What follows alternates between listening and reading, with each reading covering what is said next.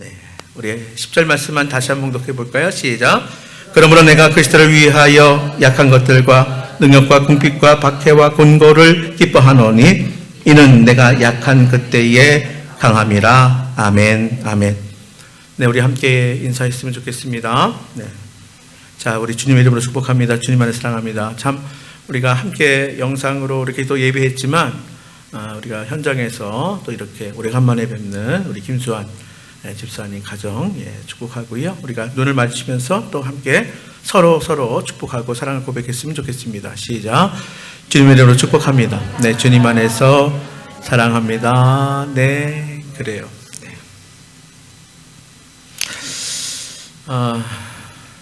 주일날 다른 저희가 여기 이제 집합 건물이다 보니까 다른 데서 주차 공간을 사용하면 또 우리가 될 때는 물론 없어요. 그래도 웬만하면 제가 공간 하나라도 더 확보하려고 걸어오기 시작했어요. 멀지 않으니까. 오늘 근데 이 말씀을 드리는 이유가 걸어오는데 너무 날이 좋은 거예요. 정말 눈부시게 아름다운 거예요. 아마 좋아하시는 분 계세요. 폴킴의 모든 날 모든 순간, 그런 곡 좋아하시는 분 계시죠? 거기 가사에 햇살처럼 빛나고 있었지 나를 보는 내 눈빛은, 정말 그런 가사가 있더라고요. 그래서 정말 좋을 만큼 그 모든 순간은 눈부셨다 하는데 주님이 저를 보는 거 봐. 주님의 눈빛이 저를 보는데 또 날도 너무너무 아름답고 그래서 정말 눈이 부시더라고요. 참 좋은 계절입니다. 자, 여러분 가끔은 이렇게 하늘도 보시고 이제 꽃이 막 피기 시작했습니다. 목련은 벌써 이렇게 떨어지는 걸 보고 제가 봄을 그렇게 기다렸는데 잘못하면 후딱 가겠다 이런 생각이 들어요. 그래서 정말 하나님께서 우리에게 허락하신 그 모든 것들 여러분 정말 누릴 수 있게 되기를 바랍니다. 하여튼 가슴 벅참이 아침부터 있었습니다. 그래서 찬양도 제가 아까 말씀드린 것처럼 더 많이 할까도 생각을 하지만 또 말씀의 은혜를 함께 나누고자 합니다. 가뭄이 정말 극심했던 어느 마을에 의외로 시냇가에 심겨진 나무는 그 가뭄의 때에 쉽게 말라 죽었는데요. 근데 정말 의외로 오히려 산 중턱에 있었던 나무들이 혹독한 가뭄에도 견뎌내고 있었어요. 참 신기하죠? 시냇가에 심겨진 나무는 그 가뭄에 말라서 죽어가고 있고, 근데 오히려 산 중턱의 나무들은 그 혹독한 가뭄에도 견뎌내고 있어요. 그래서 그 원인을 분석해 보니까 역설적이에요. 뭐냐면 바로 시냇가에 심겨진 나무들은 항상 물이 곁에 있으니 뿌리를 깊이 내리지 않은 거예요. 그래서 가뭄의 때에 시내가 말라버리니까 어떻게 할 도리가 없었던 거고, 반대로 평상시에 물이 귀했던 산 중턱에 또 바위에 있는 나무들이 뭐예요? 견뎌내려고, 평상시에 물이 없어도 견뎌내려고 뿌리를 깊게 내림으로 웬만한 가뭄에도 이길 수 있었던 거다. 이렇게 원인을 분석했다고 합니다. 여러분, 저는 우리에게도 마찬가지라고 생각이 들어요. 온실 속에서 자란, 그렇죠? 그런 환경에 자란 그런 아이들, 그렇죠?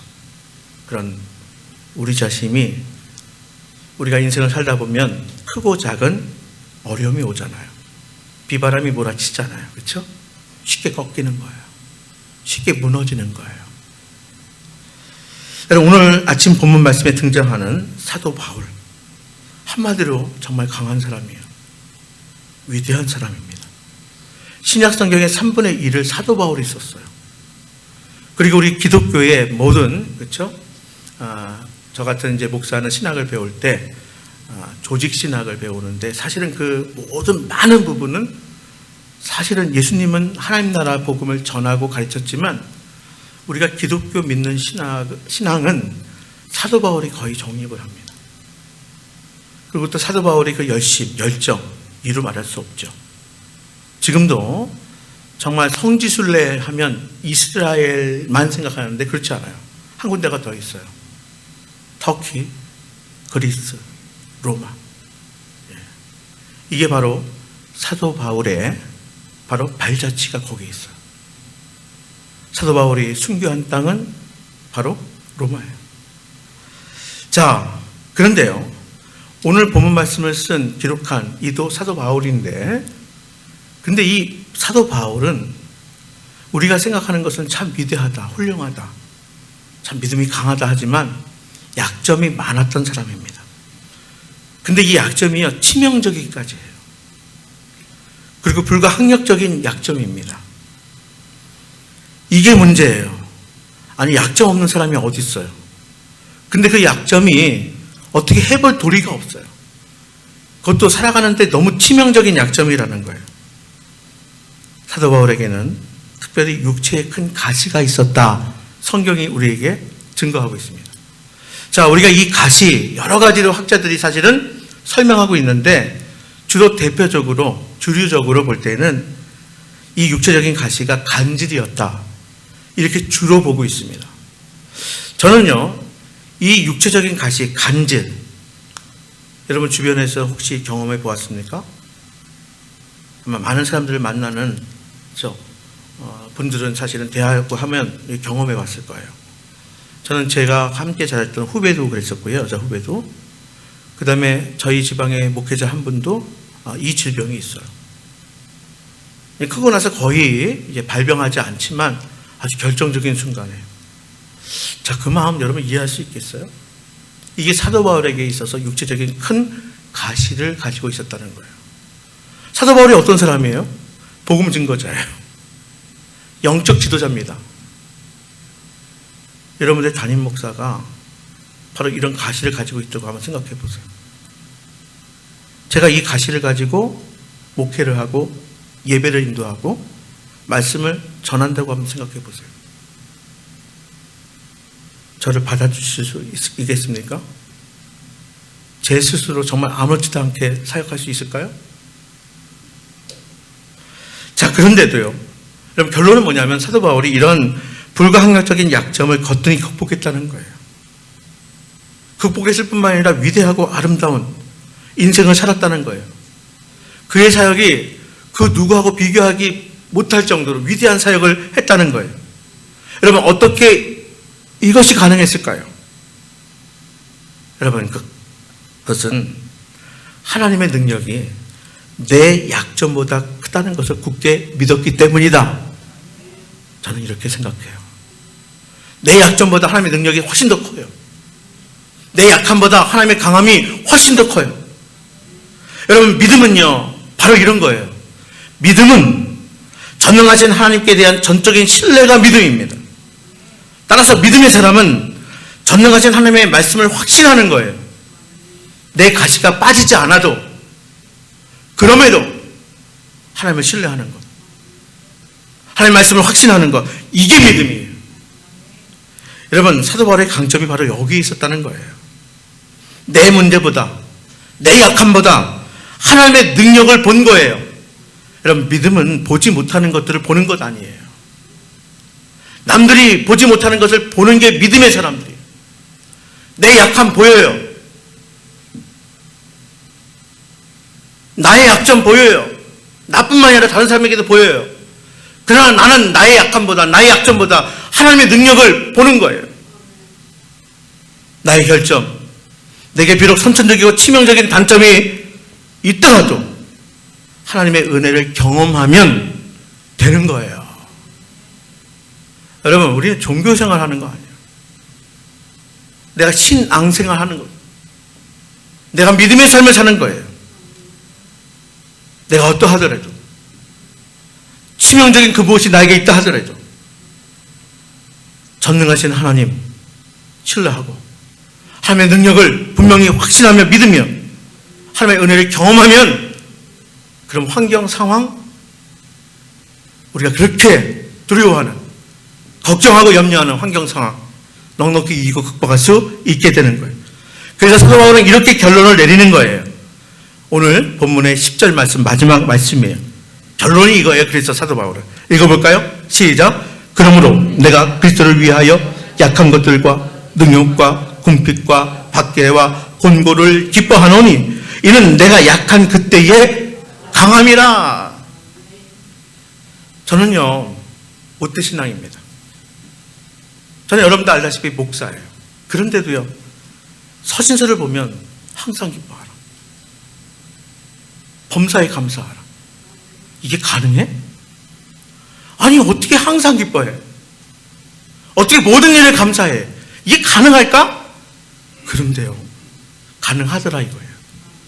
사도 바울의 결론은 사도 바울이 모든 일이 다 풀리고 자기가 기도하는 거 다 응답받고 자기에게 깊은 그 큰 가시가 여전히 박혀 있어도 그래도 내가 기뻐하노니, 그래도 내가 감사하노니 뭐예요?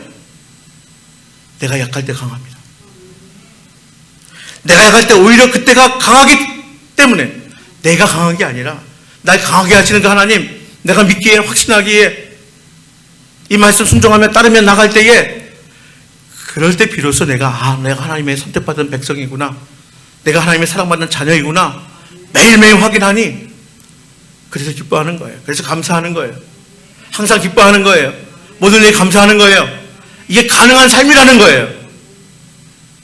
여러분 약점은 무엇입니까? 제가 알고 있어도 제가 모르는 약점들이 있을 거예요. 여러분들 신체적인 연약함이 무엇입니까? 경제적인 빈곤입니까? 어떻게 해볼 수 없는 가정적인 환경입니까? 아니면 성격적인 단점입니까? 어떤 특출한 재능, 전혀 없는 것이 문제입니까? 내세울 곳 없는 이력이 문제입니까? 여러분들의 불가항력적인 약점은 과연 무엇입니까? 먼저 이 시간 하나님의 능력을 의지하는 은혜가 있게 되기를 바랍니다. 그래서 난 하나님의 도우심이 필요합니다. 그래서 하나님 날 도와주셔야겠어요. 내가 그래서 더욱 주님을 의지합니다. 이런 은혜가 있게 되기를 바랍니다. 우리는 주님의 은혜로 믿음을 소유한 거예요. 여러분 내가 선택한 거 아니에요. 내가 여러 종교 중에서 내가 기독교 선택했지 아니에요. 하나님의 은혜로 우리가 하나님의 백성 되고 하나님의 자녀가 된 거예요. 하나님의 은혜로 내가 믿음으로, 그 믿음도 그래서 선물이라 하는 거예요. 은혜는 선물이에요. 하나님을 전적으로 의지하는 것도 여러분 내 의지 같지만 이게 은혜예요. 제가 자주 말씀드리잖아요. 세상 사람들도 하나님 다 알아요. 이제 적어도 대한민국에 사는 사람들은 하나님 알아요. 다. 우리는 다 육신의 아버지가 있어서 아버지 할 수 있습니다. 그러나 하나님을 아버지라 고백하는 것은 아무나 할 수 없어요. 여러분 하나님 아버지시죠? 하나님 여러분들의 주권자이심을 믿으시죠? 그게 믿음의 사람 아닙니까? 그렇습니다. 여러분 하나님을 전적으로 의지하는 것, 우리가 이 시간 예배하는 것, 이게 은혜인 거예요. 하나님의 능력은 약한 사람을 통해서 더 크게 나타나세요. 하나님의 역사는 언제나 그래요. 약함에서 더 강하게 역사하셨어요. 따라서 약한 그때 하나님의 능력이 오히려 최상으로 작용하는 때임을 여러분 믿으시기를 바랍니다. 사역적으로 이렇게 보면요, 사람들이 먹고 살만 하면 하나님을 믿는 믿음에서 소홀해져요. 왜냐하면 내 힘으로 되는 것 같거든요. 내 노력으로 살 수 있거든요. 여러분 그게 정말 복일까요? 여러분 저는 그게 복이 아니라고 생각이 들어요. 여러분 약한 그때가 오히려 하나님의 능력이 최상으로 작용되는 때 은혜의 때임을 기억할 수 있게 되기를 바랍니다. 여러분 사실은 가만히 보면 그래요. 너무 강해서 쓰임 받지 못하는 사람은 많아도요, 약해서 쓰임 받지 못하는 경우는 없습니다. 여러분 이 사실을 꼭 기억하시기를 바랍니다. 도자기를 굽는 그런 도예가들이 이런 얘기를 해요. 자, 도예가는 재주가 있어요. 솜씨가 있는 사람입니다. 근데 이 도예가들이요, 흙을 선택할 때 어떤 흙을 선택해요? 흙이 부드럽고 연한 흙을 선택합니다. 그래야 명품 도자기가 나오는 거예요. 그래야 이 도예가들이 가지고 있는 기술이 거기에 담겨질 수 있는 거예요. 흙이 부드러워야 돼요. 연해야 돼요. 그러나 흙이 굳어지고 단단해질수록 어떻게 해볼 방법이 없어요. 그냥 어떻게 만들면 그냥 투박한 톡이 만들 수 있을까요? 그냥 작품성이 떨어지는 거예요. 여러분, 하나님이 누구세요? 토기장이 아니십니까? 흙으로 사람을 지으셨고요. 또 성경에 보면 하나님은 토기장이라. 그렇죠? 하나님도 마찬가지예요. 하나님은 여러분의 결정적인 약점을 최대의 강점으로 바꿔 주실 수 있으세요. 그러므로 자신의 약점을 오히려 여러분 원망하는 것이 아니라 감사할 수 있게 되기를 바랍니다. 강하면 강할수록요, 하나님 어떻게 볼 방법이 없어요. 토기장이신 하나님이 어떻게 다룰 방법이 없다고요. 물론 나의 약점과 나의 약함을 감사하기란 쉽지 않다. 그렇죠? 그런 생각 하지 않아요? 어떻게 내 약점을 어떻게 감사해? 그래서 뭐가 필요해요? 그래서 믿음이 필요한 거예요, 여러분. 괜히 믿음 있는 게 아니에요. 쉽지 않으니까 우리가 믿음이 필요한 거예요. 믿는다는 것이 바로 이런 거예요. 내가 주님을 믿는다는 것, 주님을 신뢰한다는 것, 주님을 신뢰하기에 주의 말씀을 확신하기에 나의 약함도 은혜임을 믿고 감사하시기를 바랍니다. 하나님은요, 약한 자를 들어쓰심으로 강한 자를 부끄럽게 여기신다 말씀하셨어요. 고린도전서 1장 27절의 말씀에 보면, 그러나 하나님께서 세상에 미련한 것들을 택하사 지혜 있는 자들을 부끄럽게 하시려고 세상에 약한 것들을 택하사 강한 것들을 부끄럽게 하려 하시며, 하나님의 위대하심은 이렇게, 주님의 가르침은요, 이렇게 역설적 진리로 나타나고 있음을 우리는 기억해야 합니다. 바로 하나님의 위대하심이 역설적으로 드러내시려는 그 목적을 가지고 하나님께서 우리를 선택하시고 부르실 뿐만이 아니라 섭리 가운데 이끄십니다. 우리에게서도 마찬가지예요. 여러분의 선천적인 약점에는 하나님의 큰 목적이 있음을 여러분 기억하시기를 바랍니다. 나의 선천적 약함이 있다면 거기에 하나님의 위대한 계획과 섭리가 있음을 여러분 알고 깨달을 수 있게 되기를 바랍니다. 우리의 모든 것은 하나님의 뜻이 있어요. 하나님의 섭리가 있어요. 이런 맥락에서 사도 바울은 자신의 약점을 오히려 뭐예요? 찬양합니다. 자신의 약점을 감사합니다. 자기의 약함이 하나님의 은혜라고 해석하고 고백하고 있는 거예요. 그렇습니다. 저와 여러분의 약함은 불행이 아닙니다. 오히려 하나님의 신비한 은혜입니다. 역설적인 은혜. 그러므로 마이너스를 플러스로 전환시키는 이 역동적인 신앙이 우리 모두에게 필요한 것입니다. 그러기 위해서 여러분 세 가지 꼭 기억하십시오.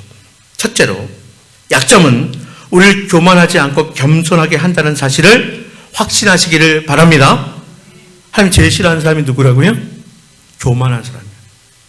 교만한 사람은 어떻게 못해요? 자, 그래서 약점이 우리를 교만하지 않게 만들어요. 늘 겸손하게 만들어요. 여러분 이 믿음, 이 확신 가지시기를 바랍니다. 약점은 나를 겸손하게 합니다. 따라할까요? 약점은 나를 겸손하게 합니다. 나를 겸손하게 합니다. 네. 사실 사도 바울은 외형적으로 잘하는 것이 참 많은 사람이에요. 제가 약점을 이야기했지만 사실은 스펙이나 이런 걸 보면 근접할 사람들이 그 당시에 별로 없었어요. 출신 성분, 학력, 신분 뛰어났습니다. 로마 시민권을 가지고 있고요. 가말리엘 문화생, 당시 최고의 학부에서 졸업한 사람이에요. 거기에다가 영적인 체험, 오늘 본문에도 나오는데 사도 바울이 체험한 영적인 체험은 은사변에서도 너무나 자랑할 것이 많은 거예요. 그것부터 먼저 오늘 본문에서 말씀하잖아요. 소위 말하는 지성을 갖췄고 영성까지 뛰어난 사람이 당대의 사도 바울이었어요. 지적인 거인이었습니다. 동시에 영적 거장이기도 했습니다. 사도 바울이에요. 자, 자랑할 게 많아요.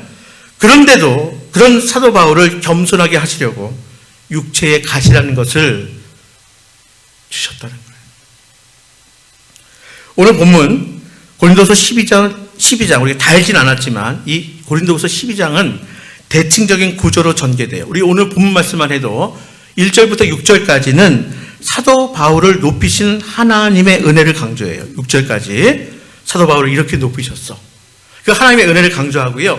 7절부터 나머지는요, 반대로 뭐예요? 사도 바울을 낮추시는 역설적인 은혜를 강조합니다.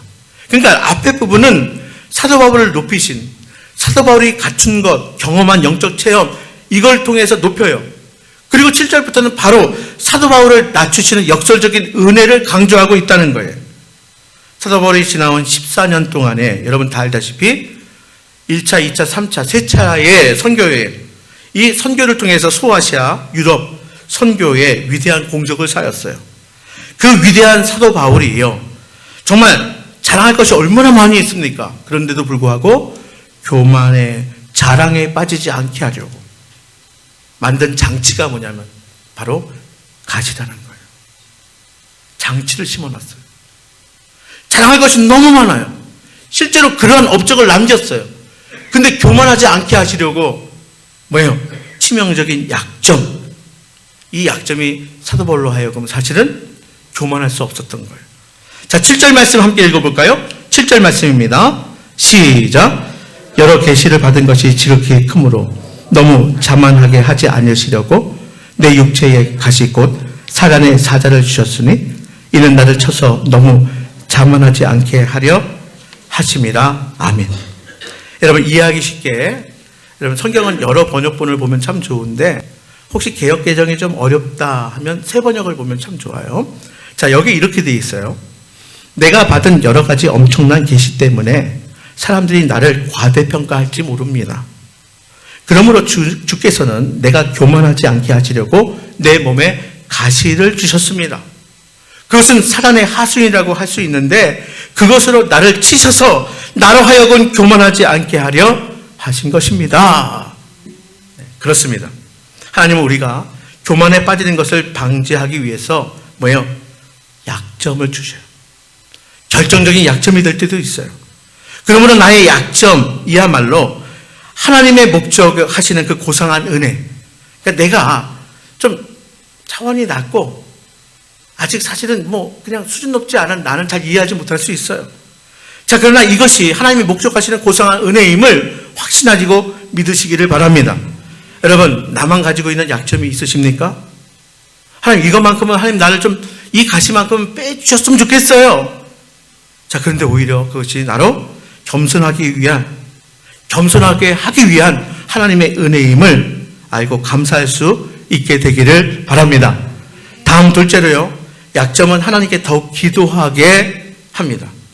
따라합시다. 약점은 나로 기도하게 한다. 시작. 약점은 나로 기도하게 한다. 여러분, 코로나 이후에는 우리가 이제 영상으로 새벽 기도회를 하는데 이 새벽 기도를 할 때 갑자기 안 보이시는 분이 딱 나와서 앉아 있을 때 목사 마음이 어떨까요? 마냥 좋을까요? 마냥 좋지만은 않습니다. 아이고, 무슨 일이 있구나. 예. 여러분, 언제 기도하십니까? 기도 제목이 있을 때 기도하잖아요. 나의 치명적인 약점이 있을 때. 이 약점을 하나님께 기도하게 만들어요. 하나님께 간구하게 만들어요. 내가 어떻게 해볼 수 없을 때 그때 깨달아요.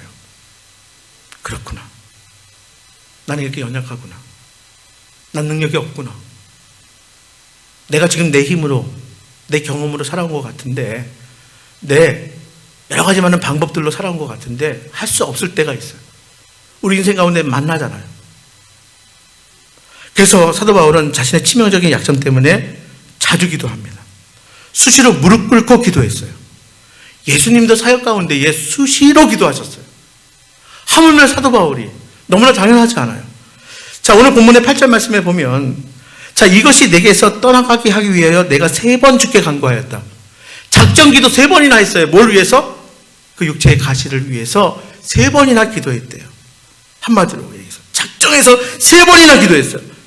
아니, 1번, 2번, 3번 그쯤이면 좀 하나님 들어주실 만도 한데 가시가 안 빠져요. 여러분, 왜요? 하나님을 더욱더 의지하라고, 하나님을 더욱더 기도하게 하려고. 나를 억지로라도 기도시키는 나의 약점과 문제가 무엇이 있는지 여러분 돌아보셔야 돼요. 나의 쓴뿌리, 나의 약함, 나의 질병, 나의 장애, 어떤 분들은 인간적인 약점, 인간관계에 있어의 약점, 한계들, 육체적인 정서의 약점, 또 자기만이 알고 있는 그런 결함이 있을 수 있어요. 누구에게도 말할 수 없는 그런 가슴 아픈 사연들이 있을 수 있어요. 그러나 이러한 약점들은 저와 여러분들을 조용히 더 이상 걱정하고 염려하지만 말고, 더 이상 세상 의지하지 말고, 사람들 방법 찾지 말고 내게 와. 조용히 무릎 꿇게 하는 그런 시간을 우리에게 주시는 것임을 기억할 수 있게 되기를 바랍니다. 따라서 약점은 더 이상 문제가 아니라 하나님이 주시는 은혜의 또 다른 방편이고요, 기도하게 하시는 도구임을 여러분 확신하시기를 바랍니다. 여러분, 의외로 위대한 작가들이요, 건강할 때 그런 작품을 남기지 않습니다. 참 공통점이 있어요. 여러분, 파스칼 가장 유명한 게 뭡니까? 팡세 아닙니까? 근데 이 팡세가 파스칼이 누워있을 때 쓴 책인지 여러분 아십니까? 파스칼이 누워서 기도하며 묵상하다가 영감이 떠오른 것을 써서 모은 작품이 팡세예요. 그러니까 파스칼은 육체가 약해져 있을 때, 건강을 잃었을 때 오히려 더 많은 시간을 묵상하면서 기도하면서 이런 역작을 만들었던 것이에요. 여러분, 저와 여러분도 약점 때문에 기도할 수 있기를 바랍니다. 오늘 약점 때문에 기도할 수 있음에 감사할 수 있기를 바랍니다. 강한 자는 부러져도요, 약한 자는 절대로 부러지지 않습니다. 강한 자는 끝까지 자기 힘으로 버티다가 갑자기 뚝 부러지는 거예요. 그러나 약한 자는 힘이 없기에 스스로 무릎을 꿇습니다. 스스로 엎드립니다. 부러지지 않아요. 이처럼 여러분들의 약점이 여러분들을 기도의 사람으로 만들어주는 하나님의 은혜의 방편이 될 수 있기를 바랍니다. 마지막으로 여러분, 세 번째, 약점은 오히려 하나님의 능력의 도구가 됩니다. 따라합시다. 하나님은 약한 나를 들어쓰십니다. 시작. 약한 나를 들어쓰십니다. 그렇습니다. 하나님의 영적인 원리는, 예수님의 가르침은 여러분 역설적이에요. 약한 자를 들어서 크게 쓰셔요. 그것도 끝까지 쓰셔요. 하나님은 탁월한 영웅보다도 평범하고 초라한 약자들을 오히려 크게 역사하시고 선택하시고 들어 끝까지 사용하십니다. 이 점을 사도 바울은 경험하고 계속해서 강조하고 있는 거예요. 그래서 고린도서 1장에 보면 세상에서 어리석고 약한 자들을 통하여 큰 역사를 이루시는 하나님을 찬양합니다. 고린도서 4장 7절의 말씀에 보면 우리가 이 보배를 질그릇에 가졌으니 이는 심히 큰 능력은 하나님께 있고 우리에게 있지 아니함을 알게 하려 함이라, 이렇게 강조하며 고백하고 있습니다. 즉, 내가 약하면 약할수록 하나님의 위대하심이 더 크게 분명하게 드러날 것입니다. 여러분, 제가 한 이야기 소개해드리고 이제 정리하도록 할게요. 자, 저와 여러분들이 약할 때 강함을 설명하는 좋은 이야기가 하나가 있어요. 예수님께서요, 12제자의 자질과 능력을 검증하기 위해서 경영 컨설팅 전문 회사에 의뢰했다고 합니다. 12명 한 명 한 명을 의뢰했어요. 그랬더니 이 경영 전문 컨설팅 회사에서 다음과 같이 평가서를 보내왔습니다. 읽어드립니다. 나사렛 예수 귀하께서 의뢰한 12명의 인적 사항을 검토하고 심리 테스트 및 적성 검사를 한 결과 그 결과는 아래와 같습니다. 한 명만 제외하고는 다들 학력이 너무 낮고 경력과 경험도 부족합니다. 그들은 귀하가 새롭게 계획하고 추진하려는 공동체의 리더로는 다들 자격 미달입니다. 또한 그들은 단체 개념이 전혀 없고 협력 정신이 부족해서 중간 관리자로 적합하지 않습니다. 시몬 베드로는 정서적으로 불안정하고 성격이 너무 과격하고 급합니다. 안드레는 한마디로 말해서 무능력자입니다. 남들을 이끌어갈 제목이 못 됩니다.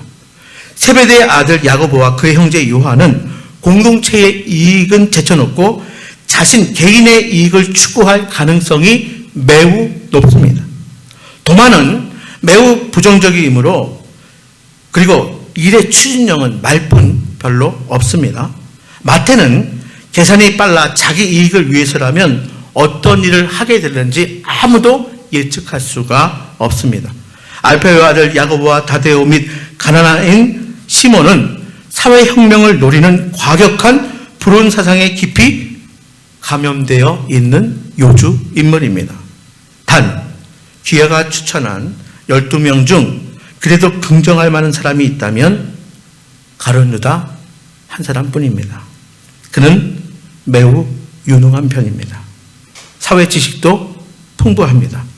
CEO다운 예민함과 감각과 판단력도 가지고 있습니다.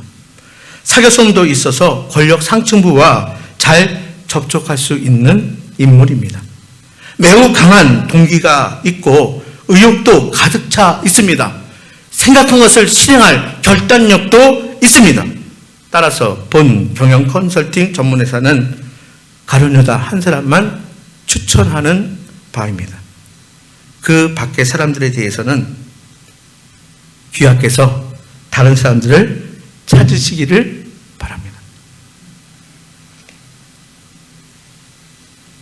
여러분, 하나님이 사람을 쓰시는 방식은요, 세상의 기준과는 달라요.